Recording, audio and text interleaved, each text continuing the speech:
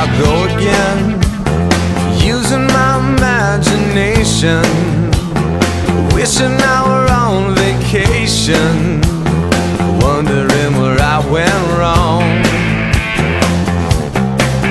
Are you still a friend? Yeah, now the cool thing about making the web show is the people you meet along the way, and I hadn't seen Rene and his wife Susie for years, since like 2000, but I left a note at their house and we caught up.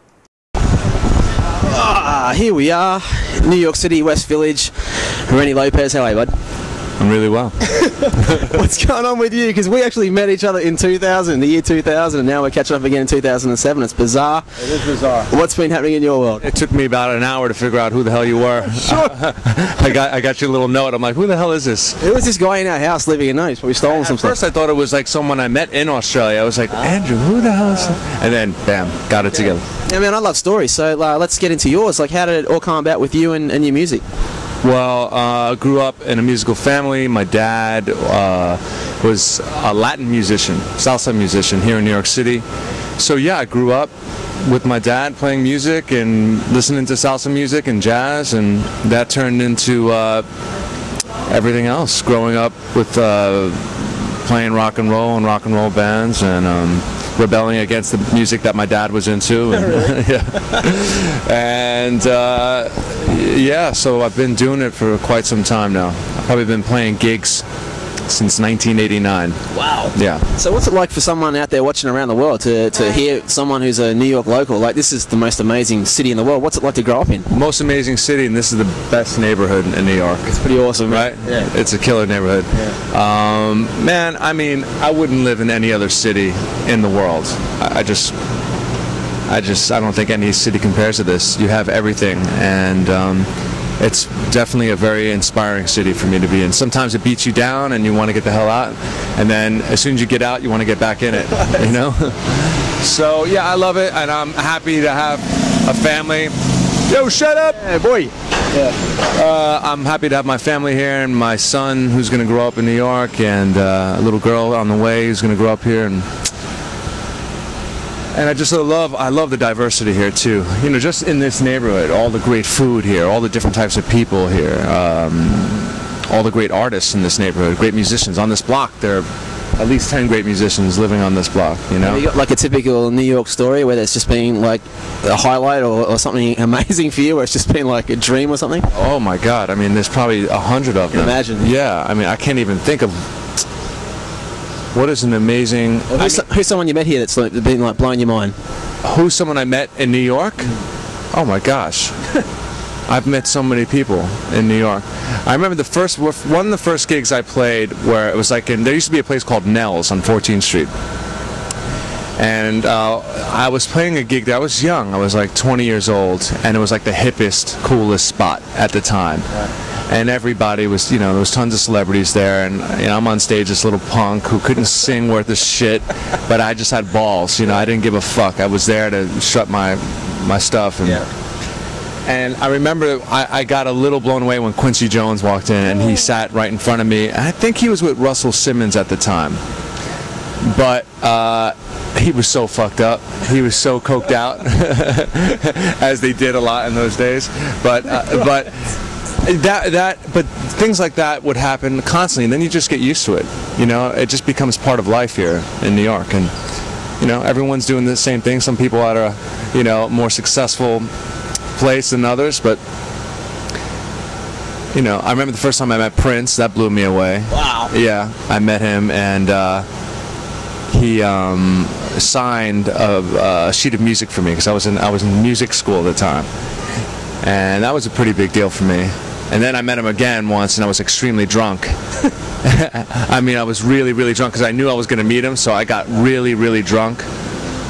And I saw him at the bar. Well, he wasn't staying at the bar, but we were at this bar. He was throwing some party for a record he was putting out. And I was like, fuck it, I'm going to go meet Prince. I'm going to go and fucking shake his hand. So I go over, and I go up to Prince. I'm like, yo, Prince, I love you, man. You know, I was that drunk guy you don't want to be around. Yeah. I fucking love you, man.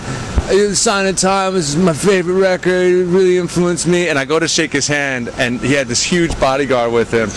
And Prince had his gloves on and shit, and high heels. And I go to shake his hand, and the bodyguard just takes his hand and goes, slowly just pushes my hand down. And I felt like this small, and I walked away and drank more until I couldn't see. Now, when I was here in 2000 and stuff, I remember going to see your band that was at that stage called Extra Virgin.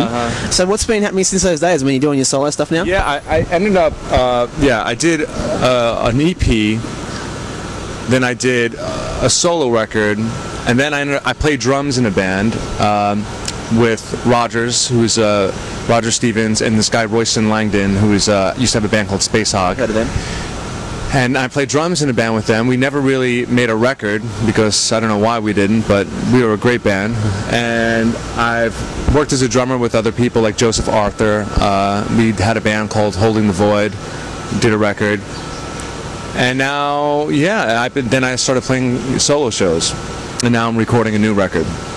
It's definitely more of my roots, more of there's a heavy soul influence in there. You know, since I grew up as a huge Prince fan, Prince definitely opened the door for me to, get into artists like Al Green and Curtis Mayfield, Sam Cooke. Yeah.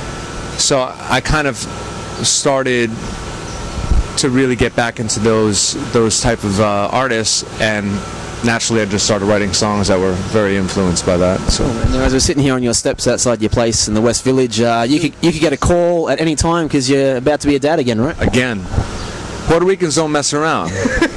Puerto Ricans get to work when it comes to making kids. Yeah.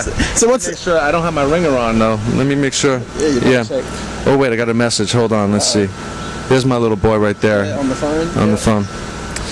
No, everything is cool. That's good. So what's it like, even a totally different question from music and stuff, but becoming a dad, what's that feeling like? Is it crazy? I thought being a musician, was the most important thing to me in my life, but now, since I'm a dad, nothing even comes close to it. Really? Nothing. Wow. Nothing comes close to it. It's the most inspiring, fulfilling. How you doing? Most inspiring, fulfilling experience in my life. I love it. I miss him right now. He's in the park, and I'm jealous that I'm not in the park with him right now. Right. There's a water park down by the river, and he's in there splashing around. And yeah, it's incredible, man. I love it.